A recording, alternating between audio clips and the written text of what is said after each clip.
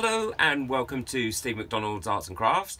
Again, I must apologise today. I've still got the remnants of a cold, so I sound a bit congested.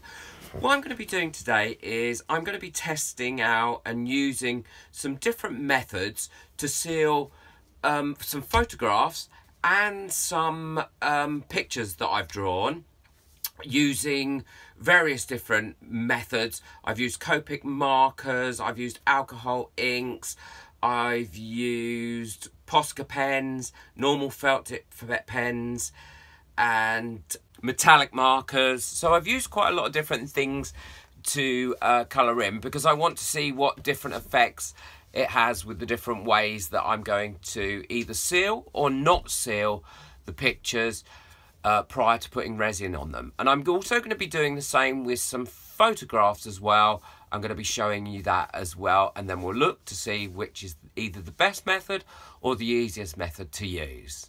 Okay, without too much further ado, let's get on.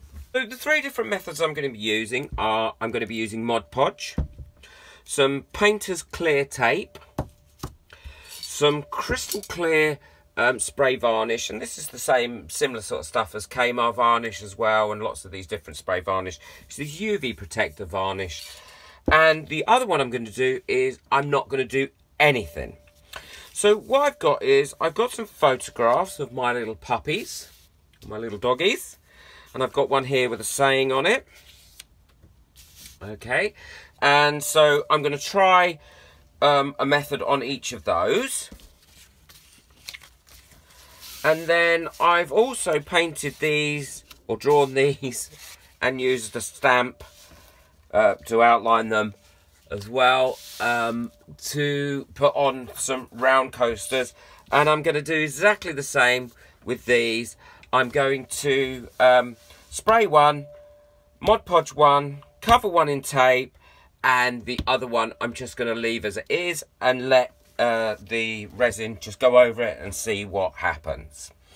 I've prepared my coaster blanks, and I got these off Amazon, and I will put the links to everything in the description. So I've got some round ones, obviously for the pictures with the bunnies on, and I've got some square ones, and I've just gone over them with an acrylic paint.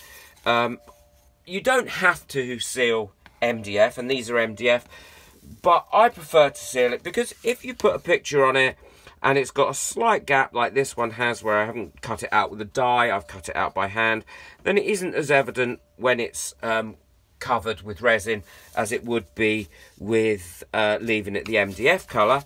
And also, I don't like the MDF colour. So what I'm going to do is I'm going to prep my pictures, and then we will cover them in resin. So the first two pictures I'm going to prep are these, and I'm literally just going to paint on them probably 2 coats of Mod Podge with a brush.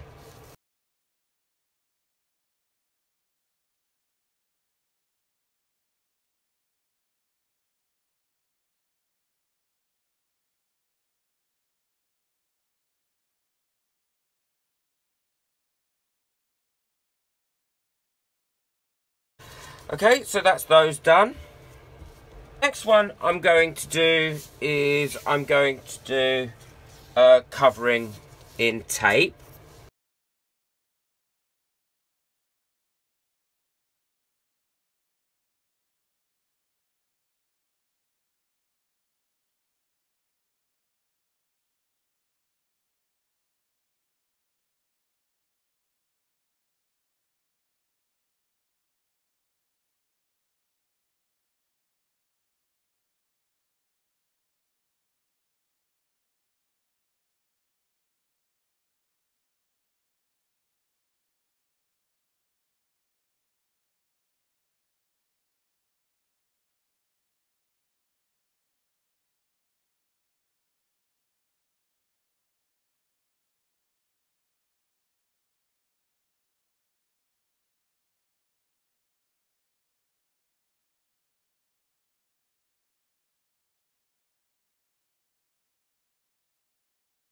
I've used tape lots of times for smaller stickers, and I think if you use tape and it fits easily into the width that you've got, then it does work well.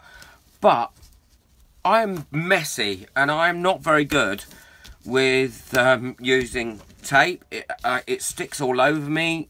If I've got to do a big bit, I get wrinkles in it. But what I always do is I always use a pencil to make sure I've pushed the edges down and sealed it, and I always leave a little, about 2 mil around the edge when I'm cutting it as well.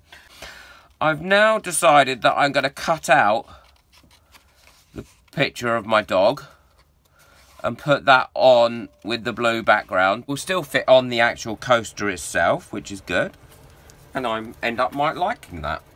So this spray is really good. I use this quite a lot, and you don't need much. You literally need to spray a little bit on there like that. And I normally would cover these backs in a masking tape or a blue tape to prevent the drips sitting on and make it easier to get the drips off. But I'm not doing that today because I want to know what's on each one of them. Now I actually will be attaching the pictures to the coaster blanks. I'll be gluing them onto there. And what I've found is I use Pritt Stick, and I've found that Pritt Stick works really, really well. It doesn't react with the resin. Just going to get on and prepare all these before we pour the resin. I've just mixed up some clear heat resistant resin, and what I'm going to do is I'm just going to pour it over each one. I'm going to pour some in the middle, let it do its thing, and then if I need to spread it out, spread it out. And now what I'm going to do is get my little silicone brush here and move this resin around to ensure that it covers completely and comes over the side. Okay, so that's them covered now, and I am just going to quickly go over them with my torch and get some bubbles out. Then I'll wait about another 5 minutes, and then I'll do it again, and then I will cover them up and leave them until tomorrow, where we'll come back and we'll see if any of them have survived or if all of them have survived. Welcome back. Well, it's not welcome back for you, it's only seconds. For me, it's been about 15 hours. So they've cured now, and they're kind of ready now. So we've got tape, varnish, nothing, Mod Podge. I have to say, the tape one has come out really, really well. Shame about those wrinkles, although there must have been a slight gap there. I don't know if you can see it, because the actual resin has got in there. So obviously I didn't seal that very well. But other than that, it is a success. But you don't want that happening if you're doing something and you've gone to all that work. It didn't bleed at all in the drawing one I did, and this has stayed quite sharp, and actually you can just see where I've overlapped the tape on this one, so nothing major. So that one's a success. That one not so much of a success because it ruined it there. So the varnish one, I'm really pleased how the varnish one came out. I mean, it wasn't a brilliant photograph to start with, but it has done no damage to the photograph whatsoever. The photograph is as good as it was when I first put it in.